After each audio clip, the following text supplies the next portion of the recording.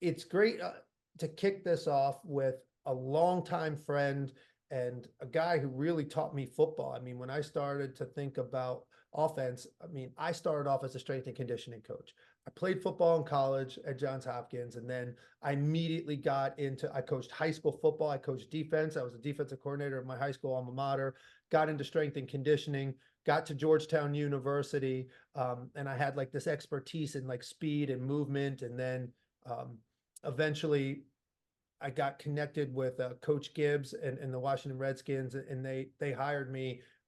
And I was just so fortunate because at that time, Al Saunders was the offensive coordinator, and I was like trying to use strength and conditioning, to be quite honest, to like learn football, like get back into football.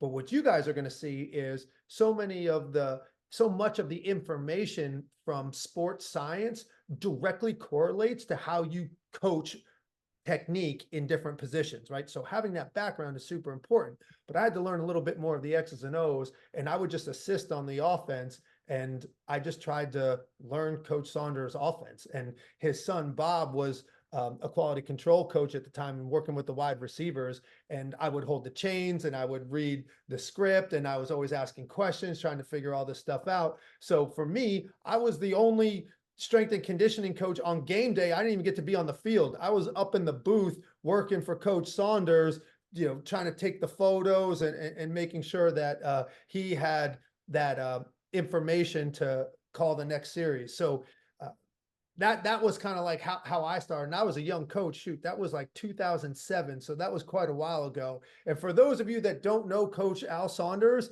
he's a former NFL coach, but he's been in the NFL for 40 years. Right. And he's widely known for his offensive expertise and innovation. It's a spread out offense, and it's all built around scoring points. And he did a lot of that. So Coach Saunders was born in London, England, and then moved to the United States, and then eventually played football at San Jose State University. He began his coaching career in college football before transitioning to the NFL, and he had various roles, including he was the head coach of the San Diego Chargers from 1986 to 1988. And he was the offensive coordinator for the Kansas City Chiefs, where he led some of the league's highest scoring offenses in the early 2000s. But he also was at the St. Louis Rams. He was at the Washington Redskins, where I was so grateful to meet him. He was at the Cleveland Browns, the Baltimore Ravens, and the Oakland Raiders, just to name a few. So again, I'm so grateful to introduce to you Coach Al Saunders. Well, thank you, Harrison. I appreciate that. And it's really an honor for me to be a participant in this particular Soldiers to Sideline seminar. As you well know, Harrison has just done a tremendous job of orchestrating this great program for all of you. Some of the great coaches that will be speaking to you about technique, about coaching particulars, many of which Bob Wiley was named just one of the greatest offensive line coaches, in my opinion, in the history of the game. And Harrison has done a tremendous job of preparing this particular program for all of you, in cooperation with the New York Jets. What a great organization to be affiliated with for all of you in Soldiers to Sidelines, but especially on Veterans Day. Honoring all of you who sacrificed so much that we all enjoyed the freedoms that we enjoy today, and greatly appreciate your service. And if there's anything I can do as this Soldiers to Sidelines matures and moves on, I'll be more than happy to do anything I can to promote this program to help you individually and collectively. And how about yesterday for the Marines? Happy birthday. For those of you Marines out there, you celebrated 249 years of a legacy defined by honor and courage and commitment. And, it's those qualities, actually, that all men like you that have given your time and your energy and your effort to the service of our country, that you bring to the sports world. Your character and your values, your work ethic, the esprit de corps, all the things that you experience, in the armed service. Coaching really gives you a platform to pass that on to our younger generation, to youth, to the high school kids, to the college kids, to whatever area or whatever level of coaching that you aspire to be in or end up getting in. So when I talked to Harrison about being here, he said that probably the best thing to do is to open it up to questions. And any of you that might have any questions of me, either football wise, career wise, I coached for 50 years. 12 at Division I, University of Southern California, University of Tennessee, and 38 actually in the National Football League. After 50 years, I decided that was enough. I'm moving on. I'm spending time with my 6 grandkids and my children. But I can really say this, and I think you'll feel the same way as you get into coaching as a profession, because it's a passion. And I can honestly say I don't ever feel like in 50 years I ever went to work. I could hardly wait to get to the office. Probably wouldn't have left if I didn't have a family. But what it takes from you and what it gives you, the relationships you have, the opportunity to teach young men to be better at their craft, which is what you've learned in the military.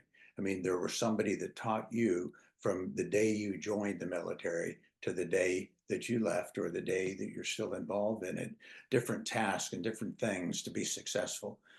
So I'm hoping that all of you take to heart what Harrison said, be deeply involved in the communication that you're going to get from some of the greatest coaches to coach the game.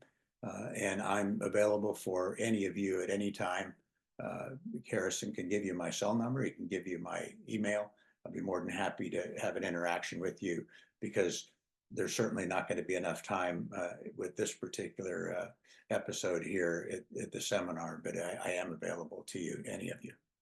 Thanks so much, Coach. So this is your opportunity, guys, gals. Ask Coach a question. Put your question mark in the chat, and I'll call on you to ask your question. So great, because I had a question in case they didn't come in so fast. But John Brutzman, go ahead and mute yourself and ask Coach Saunders your question. Hey everyone, nice to meet you. My name is John Brutzman, coming out of Hoboken, New Jersey. Coach, I'm a big fan of the run game, and it seems to be that there's a lot of talk out there that the run is disappearing from both a collegiate and NFL level. I personally don't buy it, but I would like to just hear your opinion on it. Well, I'll say this, you can't teach what you don't know, and you can't teach experience, right? And the innovative process of college football now has really taken over the game quite a bit. The spread offenses that college coaches are running really actually do de-emphasize the run game. The majority of teams now are in the shotgun. I mean, many of the college players and a lot of the high school players had never got under the center and taken a snap. So the impact of the run game, it's totally changed the nature of the way football is played. I worked for Marty Schottenheimer for 10 years in Kansas City, and he would tell you that running the football is the main source of being able to dominate a football game. Nowadays it's changed a little bit, and a lot of people aren't invested in the run game. They don't know enough about it to really use it as the type of offense that that was used years and years ago. So the running game has not disappeared. It's certainly an impactful way to move the football. It has its place in football, and typically teams that don't run the football real well really have a difficult time winning on a consistent basis, because running travels well.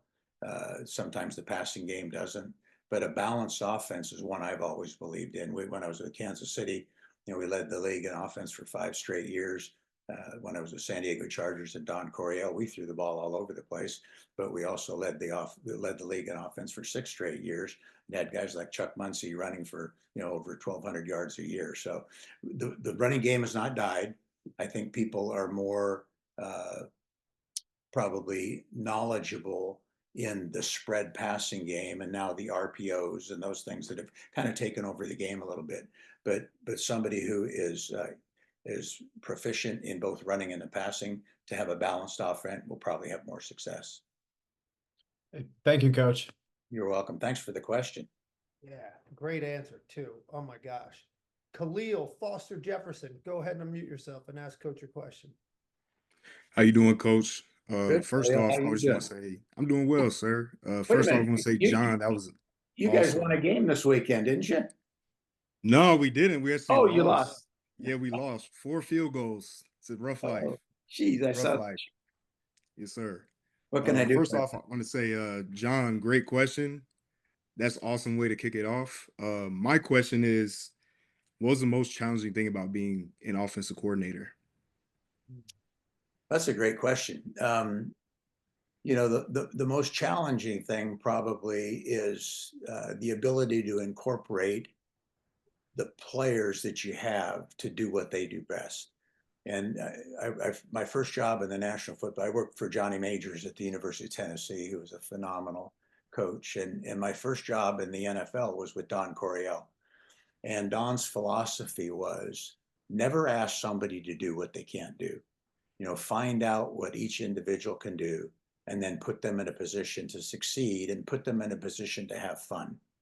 And as a result of that, I always thought about that. And the most difficult thing sometimes was actually finding out what those players could do on various levels.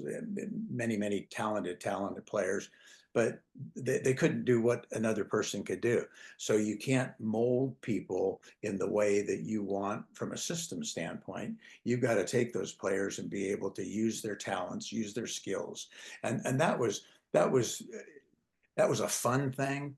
The hard thing is being a coordinator is pleasing the head football coach, you know, and being a good soldier in a chain of command. Because once again, you know, being an offensive coordinator, you're not the head coach. And oftentimes during the course of a game, you know, head coach will say, you know, this is what I want done. You're not going to throw the ball. Don't run it. I'll give you a great example. Dick Vermeil, who we won the Super Bowl in St. Louis with the greatest show on turf. Still dear friends. We just got back from the trip together, actually, you know, in southern France, and Dick and I are very close. And I remember we're playing Atlanta, okay, and this was 2000, and I'm making it up now, around 2004, 2005, and we go into the game. Atlanta was the #1 defense in the National Football League at the time. We were the #1 offense. And Jim Mora Jr. was the head coach at Atlanta. And we're going through the game. That game, we scored 8 rushing touchdowns, set an NFL record. No team in history, and I think we still have the record, 8 rushing touchdowns. We were ahead 58-3 going into the 4th quarter. And Coach Vermeil said, Al, don't score any more points. I said, what? He says, you don't have to shake Jim Mora Jr.'s hand after the game. And Jim Mora Sr. was one of Dick's best friends. And Jim Mora Jr. was an intern for me when I was at San Diego. So here we are, you know, the players are engaged. They want to move the ball down the field. And so Dick said, don't throw the ball one more time. Don't throw the ball one more time, you know. So all of a sudden, Trent Green is our quarterback. He audibles to a pass based on what we'd worked on. There was a 42-yard pass down the field, you know.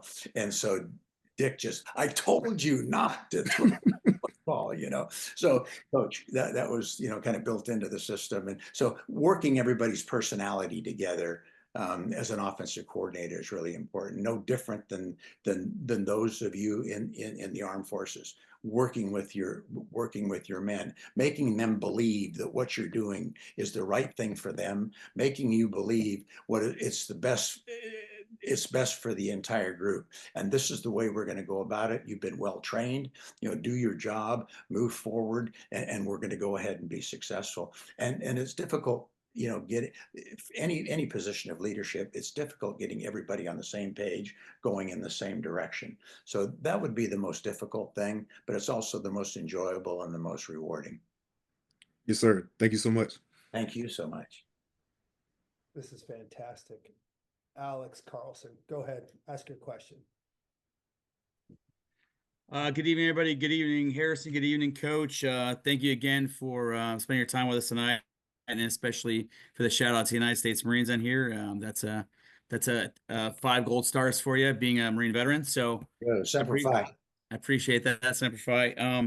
We talked about innovation, and I'm not a head football coach anywhere. I'm not a coordinator. I'm just a guy who likes to chip in wherever I can in my local parks and rec at the high school. To me, it's really about being present and being able to connect with the local community however I can, whether that's holding a chain or pads. But 50 years ago, that's a tremendous legacy. In today's game, what do you see? I guess my biggest question is, what do you see that's remained over those 50 years? Like the brilliance and the basics before we had Instagram and X and, just crazy salaries. What do you think are some of the things that as a head coach has lasted when you got your start to that you see still being like a coach's bid for success in the game, in today's game?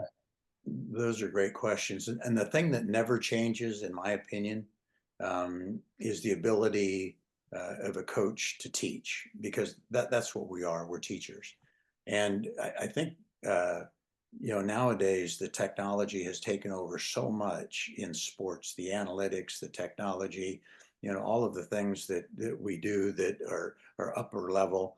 But really, it comes down to the ability of your players to execute the techniques of the game. And I think it's really important for coaches and to be successful is your ability to teach players the techniques and fundamentals of the game.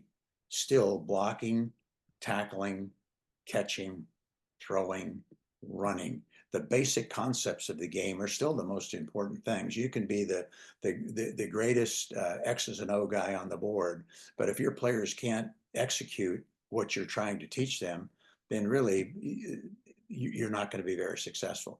So the coach that can teach the techniques, I worked for Mike White at the University of California. This was years ago, and Mike went on to be the head coach at Illinois, the head coach of the Raiders. And my first year on the job, we had a pretty good staff. Paul Hackett was on that staff. Several coaches that ended up going in the National Football League and being very successful. And over the summer, our assignment that was given to us by Mike White is, I want you to write down every single technique that you're going to teach your position. So quarterback coach, I was coaching the quarterbacks at the time. We had Joe Roth and Rich Campbell and Gail Gilbert, some guys that who were top picks in the draft, but had to write down every technique I was going to teach those quarterbacks, and then how you're going to teach it and how you're going to test it. And when he gave me that assignment, I thought, oh my God, what do you mean every technique I'm going to teach, how I'm going to teach it, and how I'm going to test it? It was the greatest thing that I ever did. And he put it together. Every single position coach put it together. The University of California Press put it out, and we gave it out as notebooks. But to me, that was the essence of being a football coach. What are you going to teach? How are you going to teach it? And then how are you going to test it to show the players that they've improved in that particular phase of the game? So learning, if you take down, for example, just hypothetically as a quarterback, 3-step drop. So that's a technique. Now, how are you going to teach that to that quarterback? And then how are you going to test it? You're going to measure his time. You can measure his depth. What is it going to be? An offensive lineman, drive blocking techniques. How are you going to teach it? And then how are you going to test it? And if you do that, you really find that there are so many things that you can relay and so many things that you need to learn yourself to be able to convey that knowledge, and regardless of what level it's on. And I would say this, I'm really glad to hear your involvement in youth sports, in whatever it is that you can do to help promote the sport or help promote those kids, because it's not about winning and losing. at those young age. It's not about, a coach taking over and making himself the most important part of teaching those young kids how to play football. The true test of a youth coach is how many of those young kids want to come back and play the next year.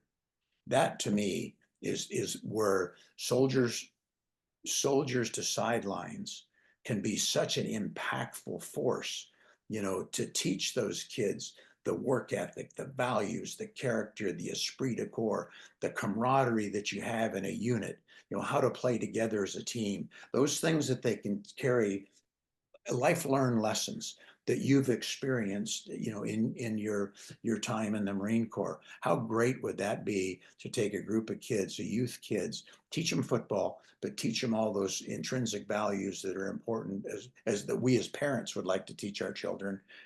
To me, that's what Soldiers to Sidelines is all about.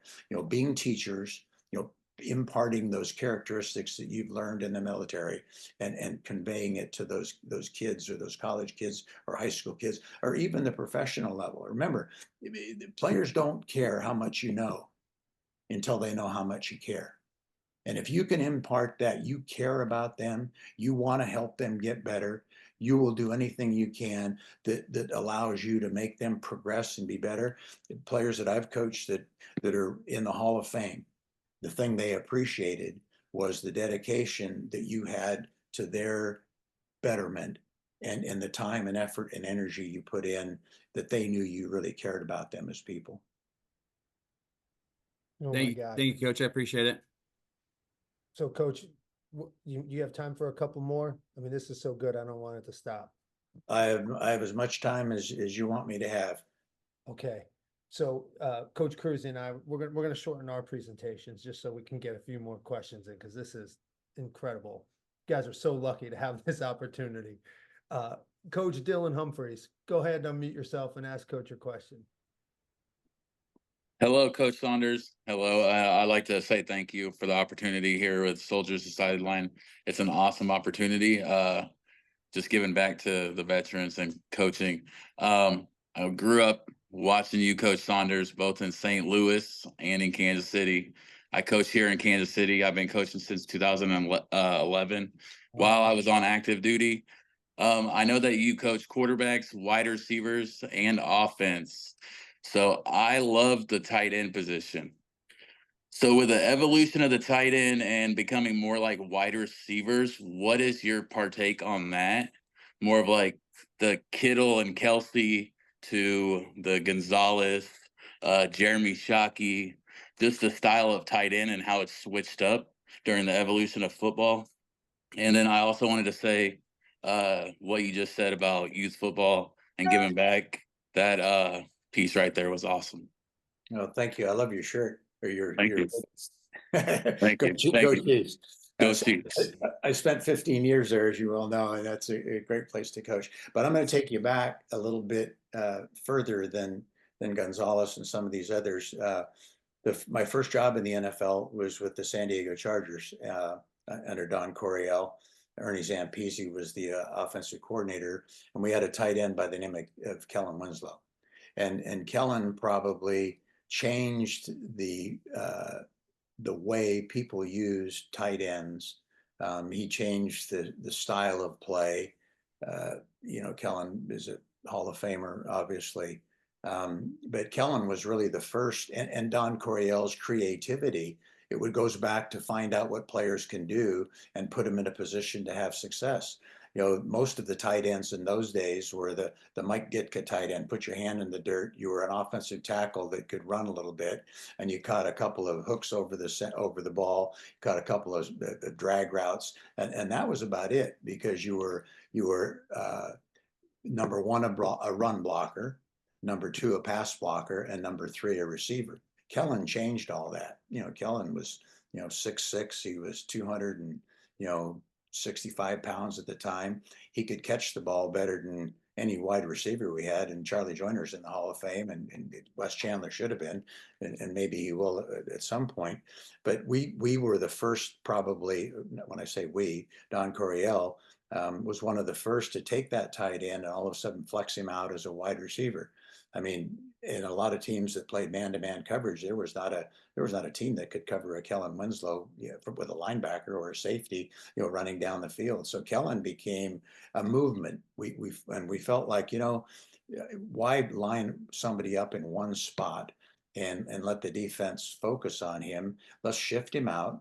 Let's move him. Let's run him in motion. So Kellen became a versatile player that was not only a wide receiver, he was also a tight end. And so the pass catching ability of the tight ends became more and more important part of the game. And the matchups were much better against linebackers and strong safeties than wide receivers on corners.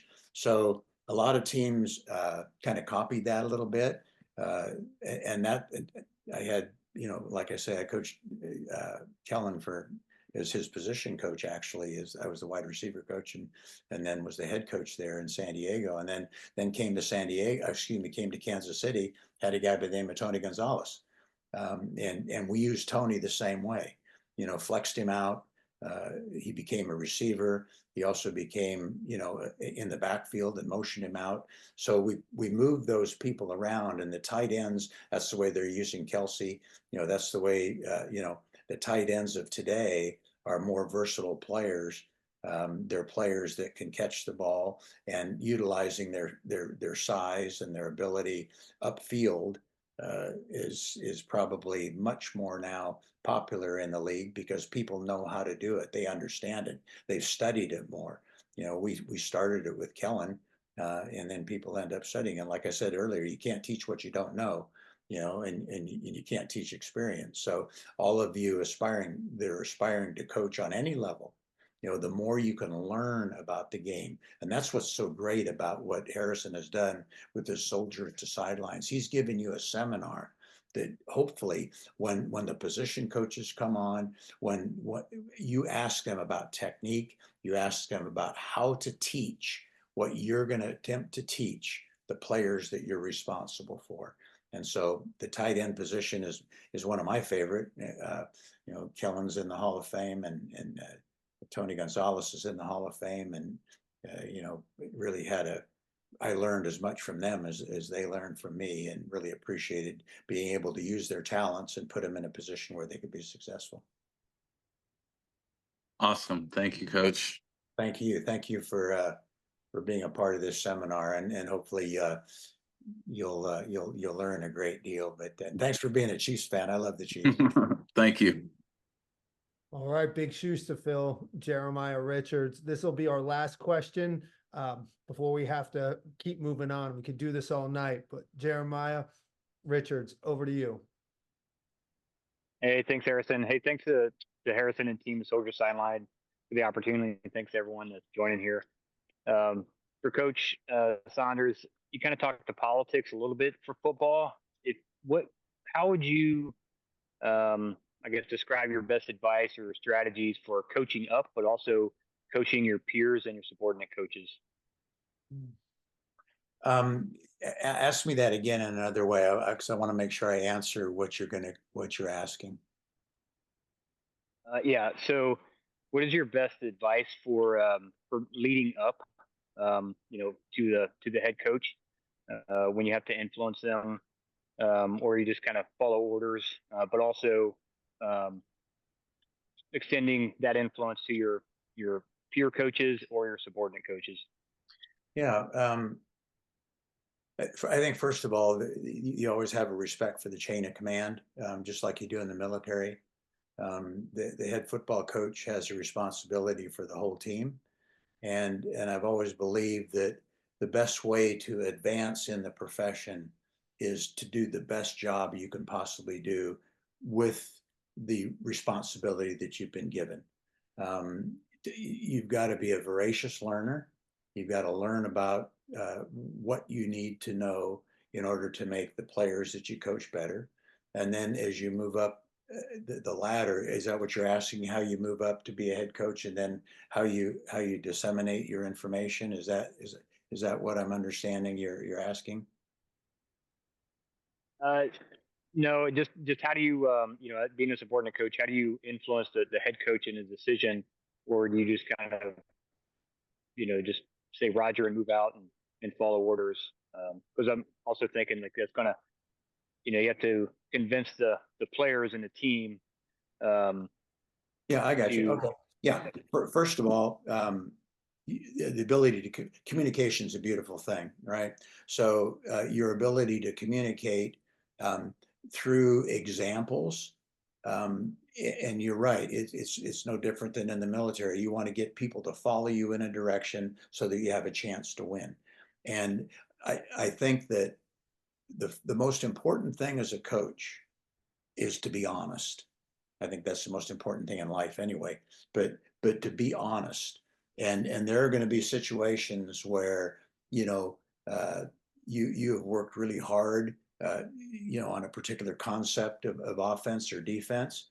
And so you're not going to know everything. I didn't know everything as a head coach. I learned from players as much as they learned from me. So I was always honest with them. They always knew that I had their best interest at heart.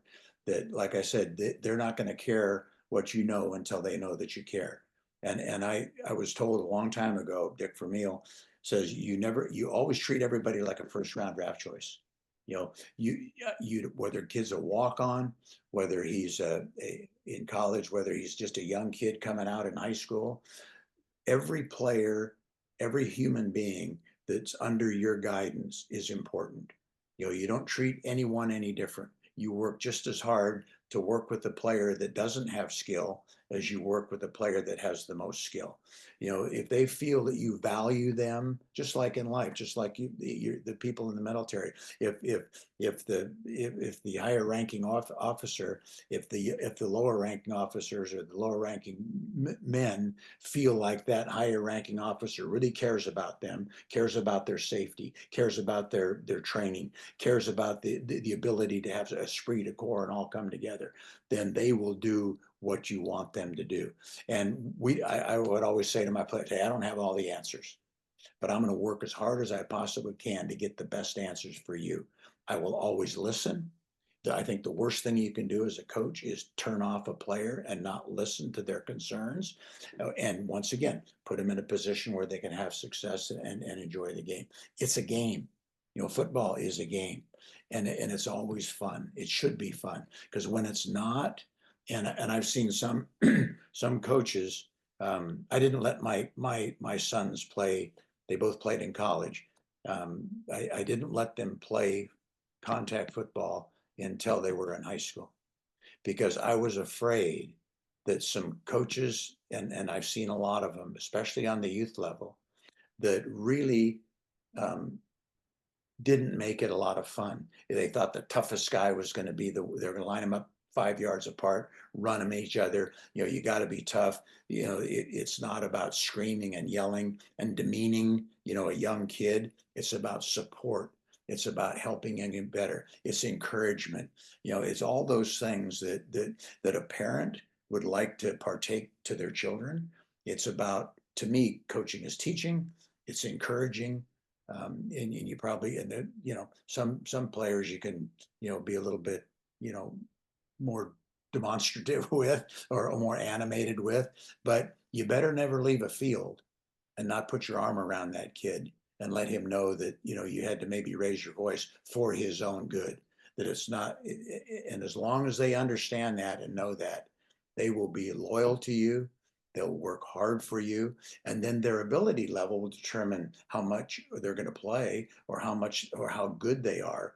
But your passion for them as human beings, your passion for them as young kids that want to learn, your passion for them, as a head football coach, it's the same as if you're the head coach, to your offensive coordinators, to your position coaches. What you have with each other is esprit de corps and a unity to work together to make everybody better. Does that make sense? It does. Thank you. Okay, thank you for asking that question. Coach, thanks so much for your time and your wisdom. Judging by the chat, we could do this all night. Maybe this has to be another soldier coach only video conference that we do in the future, because this is awesome. But we have to keep going on. I apologize to everybody whose question we didn't get to, but Coach, is it okay if we share your email with everyone if they want to reach out to you and ask their question? I have no problem with that. And I will tell you this, my I went to Stanford, but my knowledge of technology is limited. So you can also, if you're more than welcome to give me my cell number. I would much rather have someone call me and talk to me because it would take me forever to respond to the emails. So you have my cell number there, I'll give it to you. Absolutely. Coach Cruzy, maybe you just want to throw that in the chat for everybody. When you call, and if you call, identify yourself and that we were on the Soldiers to Sidelines seminar. I may not be able to answer all your questions. I might not be able to get to you right away. And probably if you call, it'll be an unidentified number. But if that's the case, you can send me an email and send me your phone number and I'll call. I promise you I'll call you.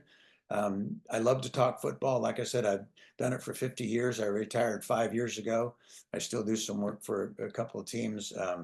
But I love football. I enjoy it. It's been the greatest thing in my life, other than my family. Obviously, my wife would step in on that. I made that mistake one time. This is a true story. A head coach at San Diego Chargers, by the way, got paid $125,000 a year. Now they're getting paid $5 million a year. So I got born, but I'm going to say this real quick and then I'll get out because I know you got many other things to get to.